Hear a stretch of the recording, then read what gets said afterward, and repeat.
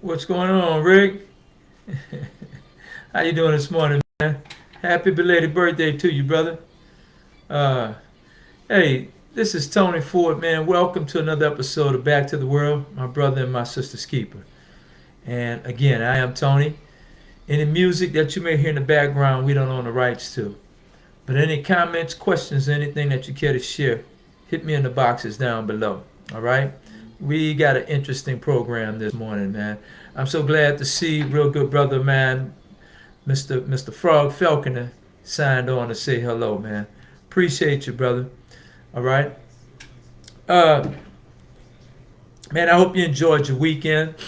I didn't get a chance to come to you guys on Sunday and yesterday, but the last post I had done, man, I had gone to a birthday party celebrating the 90th birthday of the mother of some friends of mine, man, that I've gone. You know, sometimes, man, when you go through life and you get caught into, uh, I don't want to say a situation, but it's it's like a time capsule. And when you're in that time capsule, you're dealing with everything that's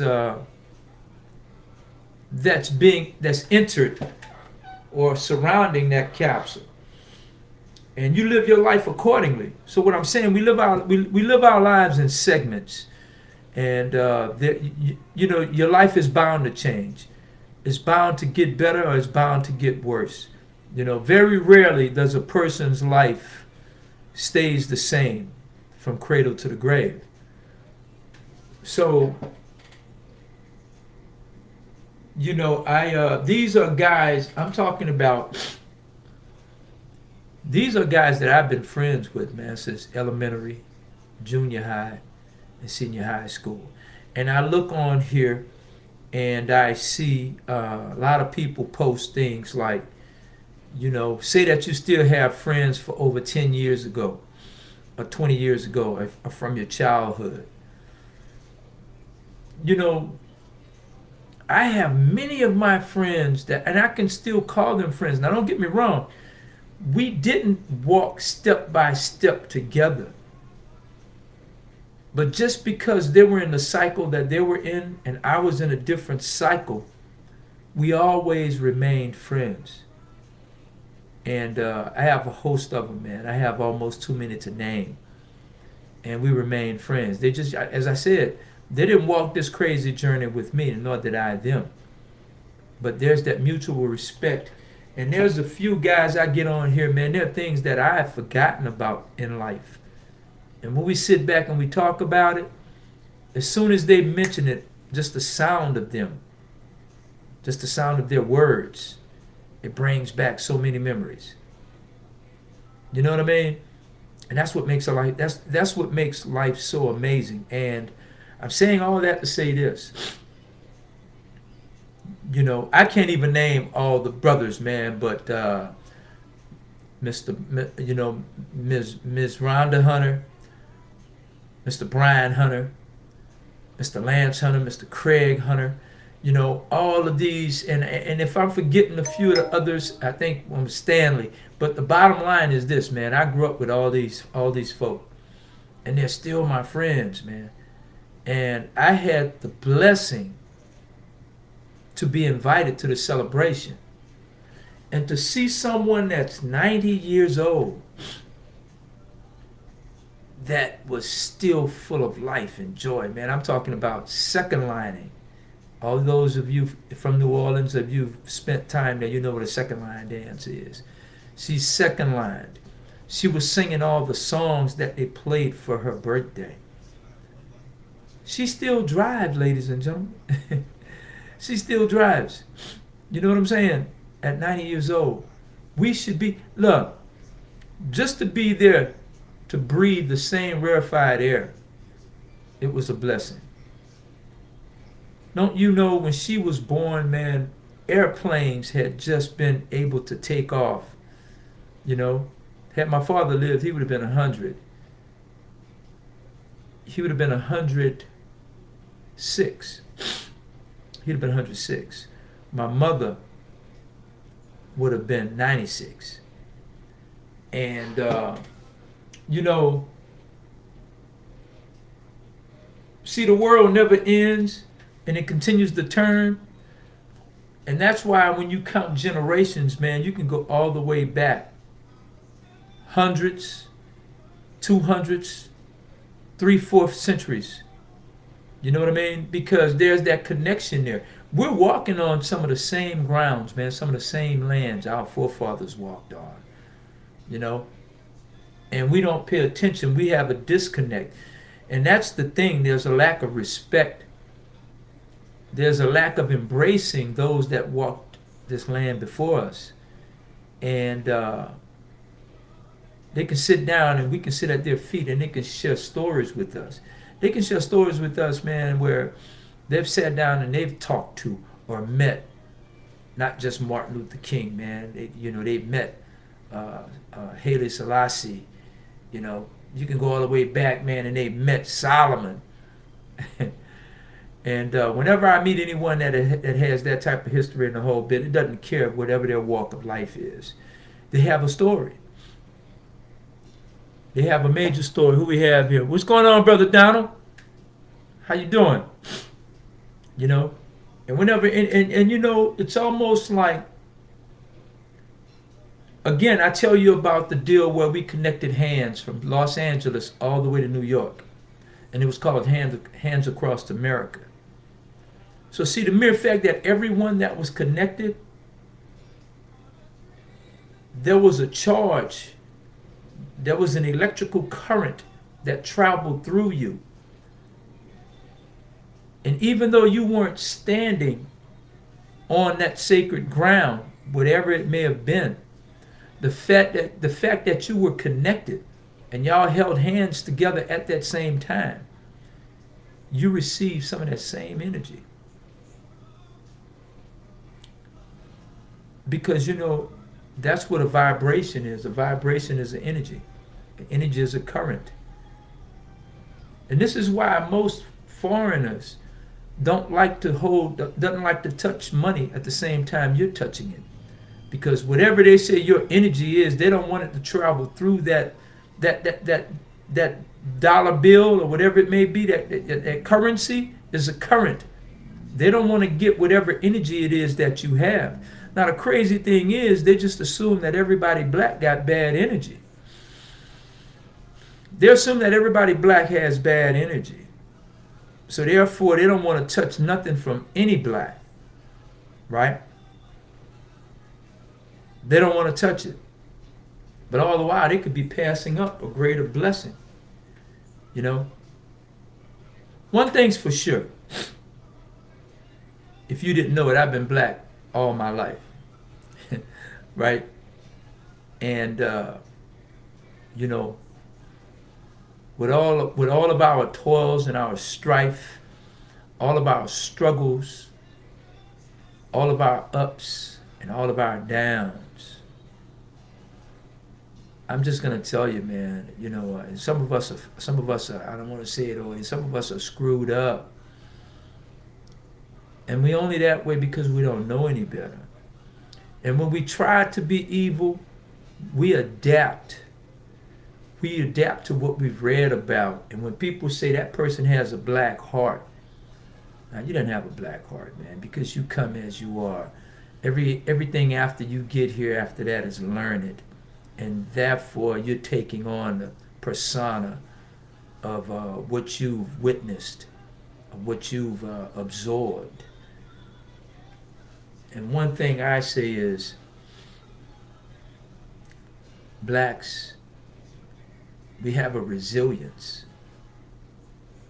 You know, we have a survival instinct. Sometimes there's a saying that goes, you don't know how much you can tow until you're hitched up. You don't know how much you can pull.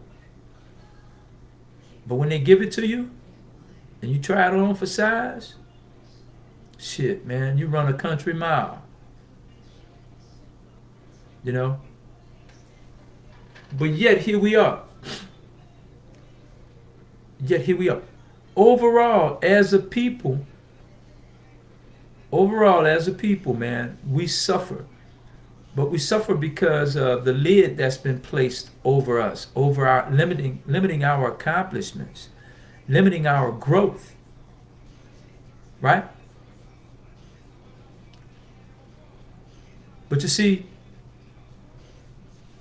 even if there is just a few that made it through the cooker and became billionaires and became millionaires, it's a double-edged sword.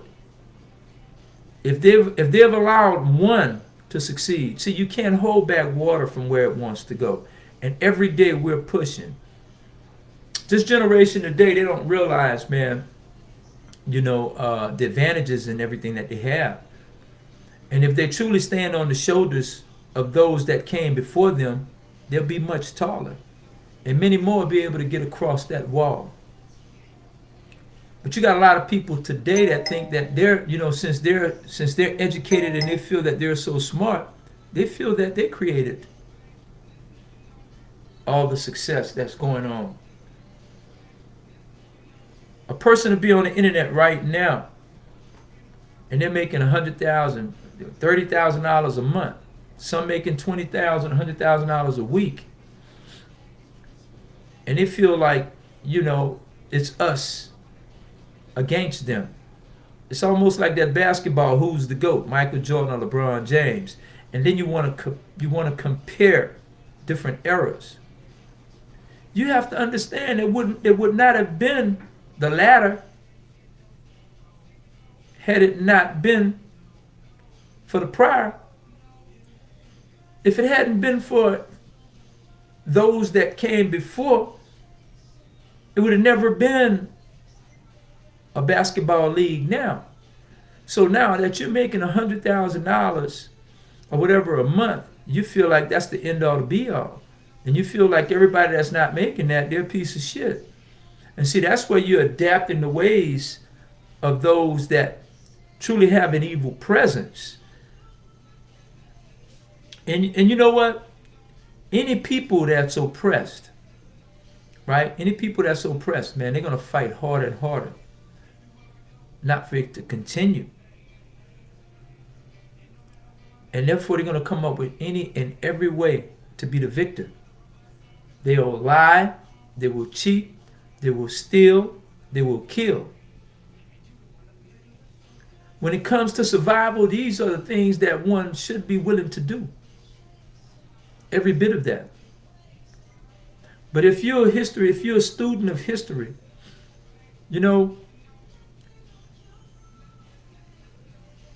from the beginning of time, if you read about, let's go for history's sake, right?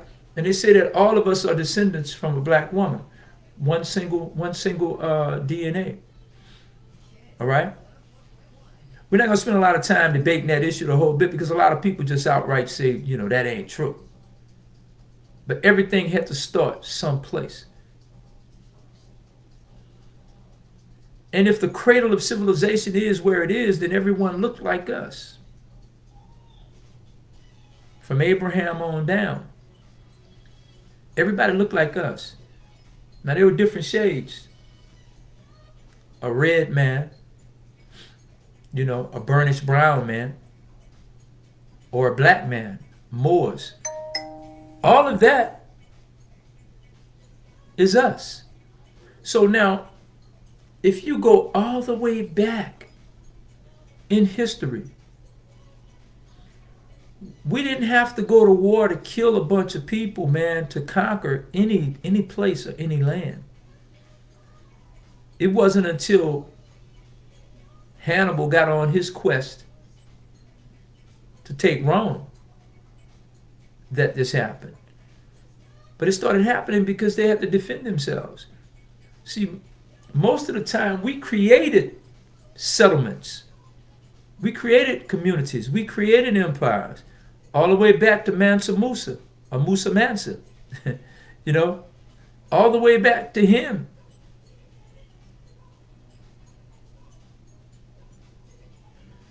We never invented a weapon of destruction. Correct me if I'm wrong. Nevertheless, none of these major firearms, or dynamites, or rockets, or missiles. We may have assisted in the technology of it because we were employed by our country or by a faction that wanted to create a weapon that kills.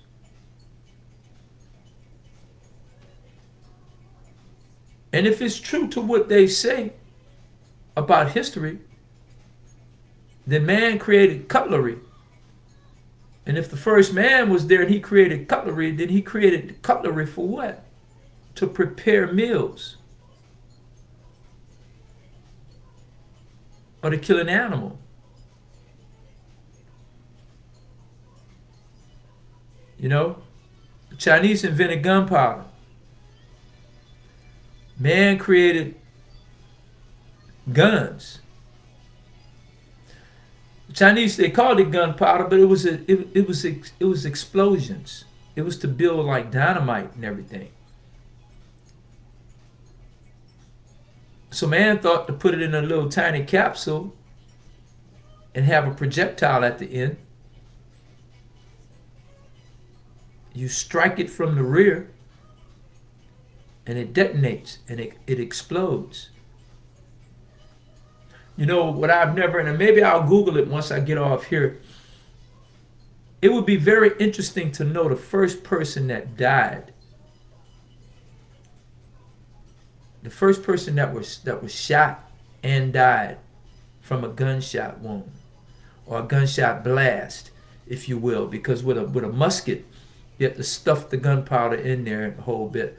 And, you know, did it only happen during war? Or did someone get frustrated and angry and decided to use this weapon to protect oneself? He used it to inflict pain for his emotional rampage. You know, so all these are things that I ponder, but this is what's so amazing, and this is what gets me about the brother that ran through the French quarters in New Orleans. Who did he come in contact with? Because Islam is a peaceful religion. Just the name of it, it means to submit. Right? It means to want for your brother what you would want for yourself.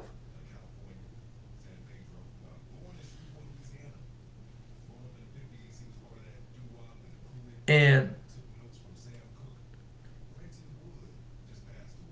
it becomes a situation to whereas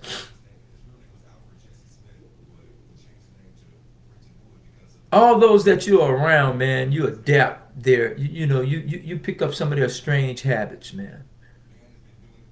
You know, you see them react a certain way to certain things the whole bit, and then you want to try it the whole nine. I'm just going to be honest with you. And it's not necessarily calling you a follower. But there are things that I've seen that's real good for others. It just wouldn't work for me. So I try to stay in my lane. You know, I try to upgrade. There are certain areas, man, that I am super risky. But then there are other areas, man, I will not go out of the realm. I mean, I'm just conservative. I'm conventional. You have to know your limitations. You have to know what you're willing to do and what you're not willing to do. And if you know that taking a person's life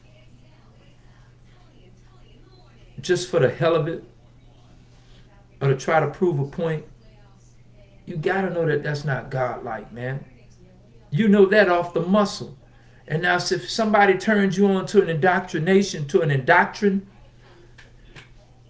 that's telling you that this must be done, and they're reading from you from a scripture that's over 1,000 years old, 10 centuries, you know, then you have to rethink that. And you gotta know that there are gonna be repercussions. There's gonna be repercussions. See, you can choose your choice, but you can't control the outcome. The results aren't gonna always be agreeable. I don't want to try to delve into the mind too deep of a person that carries out anything like this. You know, I don't truly want to know. I don't, it's just some things that I'm just not interested in. And, I think that when you're broken though, see, when you're broken, and man is nothing but a shell. And when your shell is broken, that means that just about anything can get inside. Just about anything can enter you. And sometimes we look in all the wrong places for a solution to our problems. First of all, that becomes the problem. You start seeking. Sometimes, man, if you just sit still long enough, the answer will come to you. The answer will come to you. I promise to God, man. I promise to Allah. I've laid down at night, and I've gone to bed with something that's just aching in my head, man. I'm talking about what we would call a problem. Sometimes it's just confusion. It's a problem if you can't figure it out. Sometimes it's just a dilemma. And we turn it into a problem. But I've gone to bed. I've laid down in bed. I'm wide awake. And anytime you go within yourself and you just relax. And sometimes you say, well, I can't relax. All you got to do is sit still. And in those moments of quiet, you fall asleep. So now when you fall asleep, man, you're in a different realm. You're operating in a different vibration. And you went to sleep with whatever this confusion was on your mind. But you don't remember falling asleep.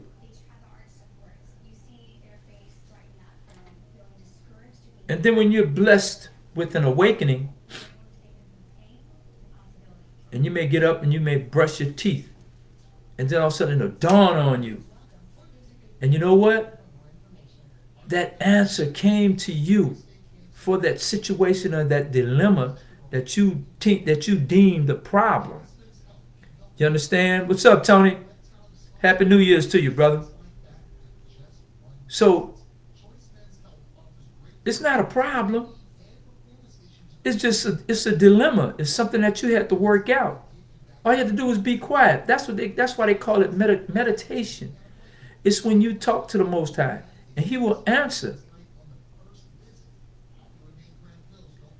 But see, we become so arrogant. We become so convoluted. We think that we did it on our own. But as I'm saying, this particular brother, man, who was he around that was giving him all this wrong advice? Who told him that his problems would be solved? Let's take it from start to finish. Who told him that if he creates some bombs, he'd travel around the world? They probably paid for his trip. And this is the brother that ran down through New Orleans and did what he did. They paid for his travel the whole bit. He's looking at, man, anybody that'll pay my way to go to Egypt and go around the world, man, they must care about me.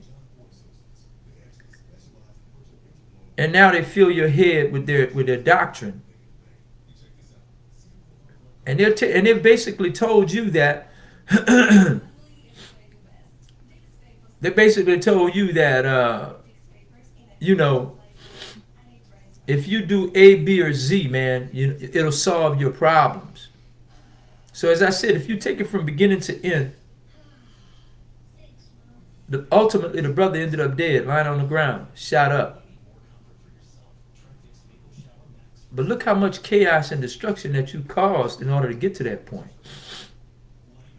I don't wish anything ill on any man, but brother, you could have saved all the stuff, all the drama in the middle, and you could have just went on and just killed yourself.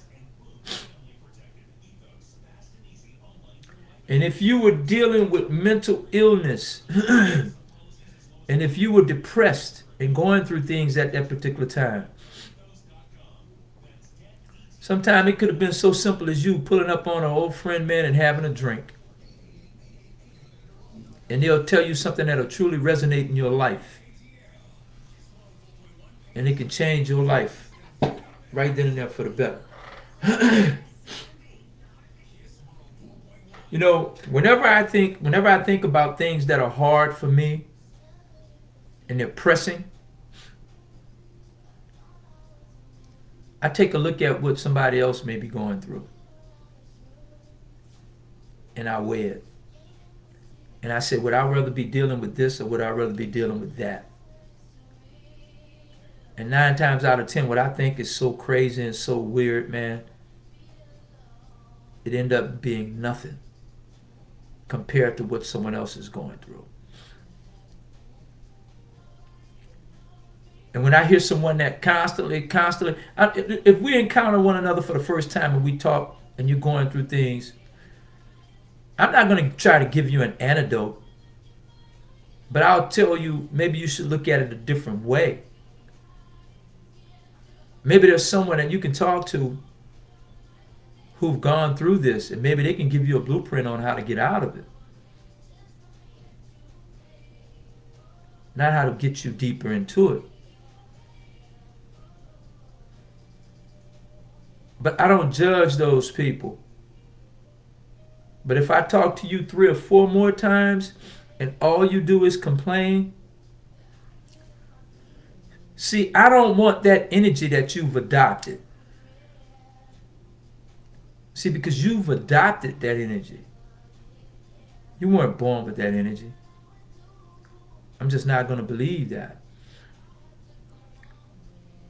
And you know, we are like fragmented pieces of a puzzle. We are a small part of something huge, something that's gigantic, something that's phenomenal. If you put our pieces together, it'll paint the most beautiful portrait, the most beautiful landscape, the most beautiful work of art in the world. But we think as individual pieces that we're super important to the puzzle. So we operate separately. And we've been brainwashed into thinking that. The key to our survival is unification. Simple as that. Simple as that. And you know, any and everything that tells us to come together, we repel it. We act like it's kryptonite to our Superman. We don't want nothing to do with it. That business behind me, the name of that back there, I'm not going to lie to you. It's created with everything from the universe, everything that the Most High has taught us, everything that we should do, everything that every person that's still connected to their history,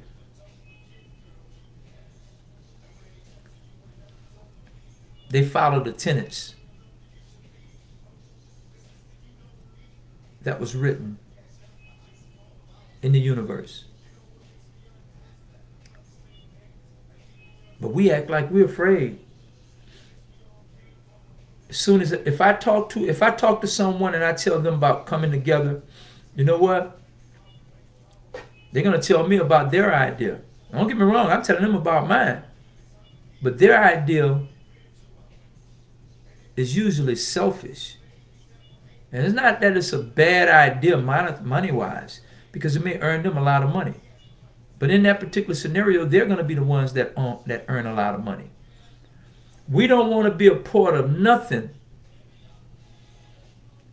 where we have to come together as a people, as a unit, as a community.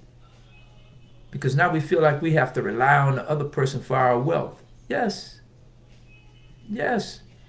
And even when you think that you've done it by yourself, you had to rely on your customers in order to succeed. So you didn't do it by yourself then. You know, you just had a product that they wanted. And that's by accident.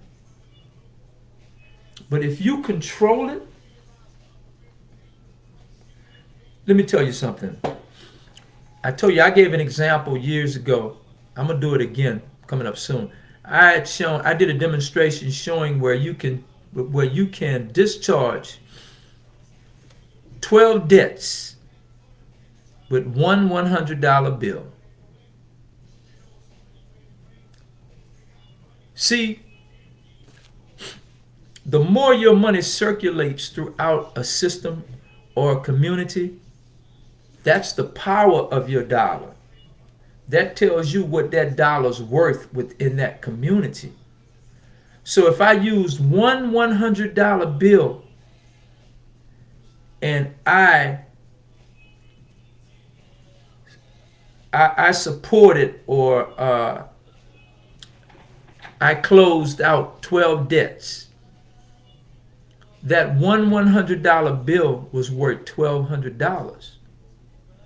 Now, somebody that's a mathematician or something, man, tell me that I'm wrong. Show me how I'm wrong. If we took one $100 and circulated throughout our community to everyone that had a $100 debt, and it closed out all those debts, show me how I'm wrong. And show me how that one $100 bill is not worth $1,200. That's how we strengthen our money. And I'm going to show you something else. A barbershop and a hair salon, ladies and gentlemen. A barbershop and a hair salon is the perfect example of a well-orchestrated system economically. Because you know what? The average barber and the average hairstylist, they're only doing the hair of people within their community. All they have to do is build those numbers and hope that they would come and a few more would come. And if you have enough,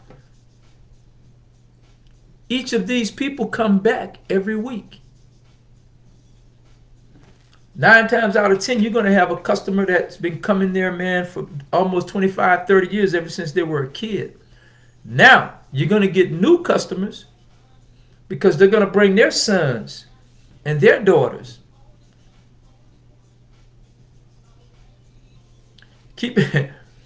See, social media for a barber or a hairstylist,